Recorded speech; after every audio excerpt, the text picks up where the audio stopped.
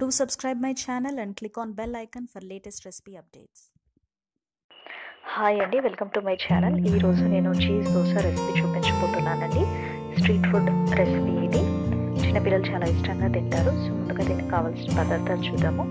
Tomato ketchup, red chilli sauce, cheese slices, butter, ఉప్పు, chaat masala, onion ముక్కలు, tomato ముక్కలు, carrot ముక్కలు, కొత్తిమీర తురుము.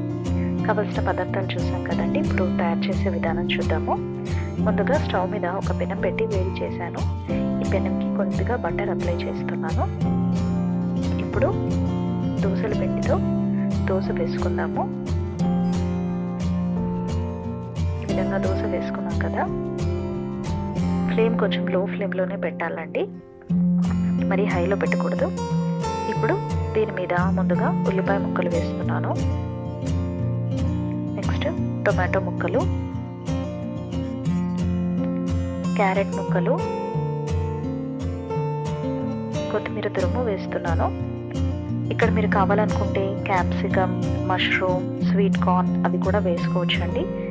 ఏ వెజిటబుల్స్ నచ్చితే ఆ వెజిటబుల్స్ వేసుకోవచ్చు. ఇప్పుడు నెక్స్ట్ ఉప్పు వేస్తున్నానండి. ఆల్రెడీ దోసల పిండిలో కొంచెం ఉప్పు ఉంది. ఇప్పుడు ఈ వెజిటబుల్స్కి సరిపడా కొంచెం జస్ట్ పించ్ ఆఫ్ సాల్ట్ వేస్తున్నాను. నెక్స్ట్ కొంచెం చాట్ మసాలా స్ప్రింకిల్ చేస్తున్నాను. ఇప్పుడు దీని మీద కొంచెం టొమాటో కెచప్ వేస్తున్నాను. నెక్స్ట్ రెడ్ చిల్లీ సాస్ వేస్తున్నాను. ఇప్పుడు దీని మీద ఒక చీజ్ స్లైస్ పెడుతున్నానండి. నేను ఇక్కడ చీజ్ స్లైస్ వాడుతున్నాను. మీరు కావాలనుకుంటే మోజరెల్లా చీజ్ని తురిమి కూడా వేసుకోవచ్చు. నెక్స్ట్ ఈ సైడ్స్ ఈ విధంగా క్లోజ్ చేద్దామండి. సైడ్స్ ఈ విధంగా క్లోజ్ చేసిన తర్వాత దీని మీద ఒక మూత పెట్టి దీన్ని లో ఫ్లేమ్లో ఒక 2 నిమిషాల పాటు కుక్ అవ్వనివ్వాలి. 2 మినిట్స్ తర్వాత మూత తీసి చూద్దాము. మన దోశ ప్రాపర్గా కుక్ అయిందండి. చూస్తున్నారు కదా, చీజ్ అంతా మెల్ట్ అయింది, మంచి వాసన వస్తుంది. సో ఇప్పుడు స్టవ్ ఆఫ్ చేసి దీన్ని ఒక సర్వింగ్ ప్లేట్లోకి డిష్ అవుట్ చేస్తున్నాను. ఓపెన్ చేసి చూద్దాము.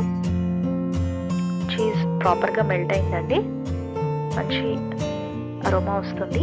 పిల్లలకు ఈ చీజ్ దోశ చాలా నచ్చుతుంది. ఇది చాలా టేస్టీగా ఉంటుంది. తప్పకుండా ట్రై చేయండి.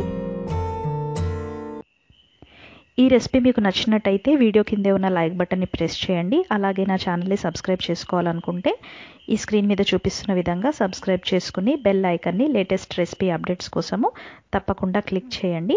అలాగే మీ వాల్యుబుల్ కమెంట్స్ని వీడియో కిందే ఉన్న కమెంట్ సెక్షన్లో తప్పకుండా పోస్ట్ చేయండి. నేను వెయిట్ చేస్తూ ఉంటాను.